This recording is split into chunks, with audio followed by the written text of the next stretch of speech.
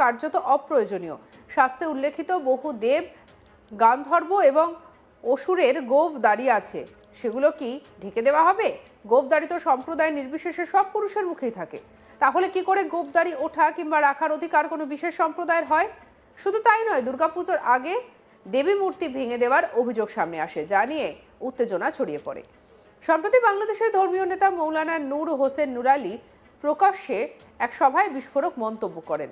সভায় বক্তব্য রাখতে উঠে তিনি বলেন, 5 দিনের মধ্যে উত্তরপ্রদেশের অযোধ্যায় বাবরি মসজিদ দখল করব। কি বলেছেন শুনুন। মনেও যদি কেউ ভাবে এটা কি সম্ভব, ইন্ডিয়াকে হারানো, ফাকাদ ইরতাদ্দা, ও মুরতাদ হয়ে যাবে, কাফের হয়ে যাবে, ঠিক কিনা? নবীজি বলেছেন ইন্ডিয়ার বিরুদ্ধে আমার উম্মত জিতে যাবে।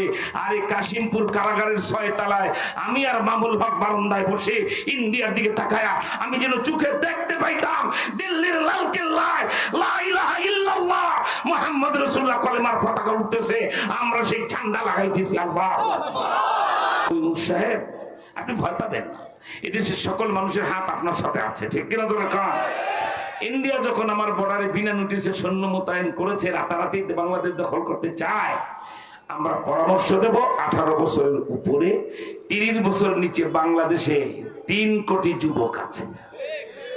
এই যুবকদেরকে 6 মাসের ভিতরে অত্যাধুনিক সামরিক প্রশিক্ষণ দিতে হবে, অত্যাধুনিক অস্ত্র চালনা শেখাতে হবে। এরপরে যদি ইন্ডিয়া আমার বাংলাদেশের 1 ইঞ্চি মাটি ক্রস করে, এই প্রশিক্ষিত 3 কোটি যুবক বাংলাদেশের 5 লক্ষ সেনাবাহিনীর সাথে কাঁধ মিলায়া 24 ঘন্টার ভিতরে কলকাতা দখল করে রাইটার বিল্ডিং এ কলেমার পতাকা উড়াবো। তার পরবর্তী 36 ঘন্টার ভিতরে পাটনায় উড়াবো।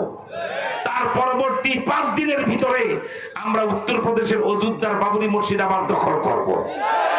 এবং মনে রাখবা, বলে যাই, বড় বড় অক্ষরে লিখে রাখবা, বাবরি মসজিদ আবার নির্মিত হবে। বাবরি মসজিদের মাথার উপরে যারা রাম মন্দির বানিয়েছে লাঠি দিয়ে ভেঙে ফেলবো।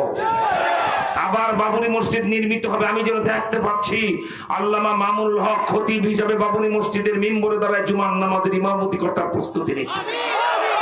বাবরি মসজিদ আবার নামাজ হবে, জুমা হবে। এই দাওয়াত পেলে কিশোরগঞ্জের মুসলমানরা যাবে।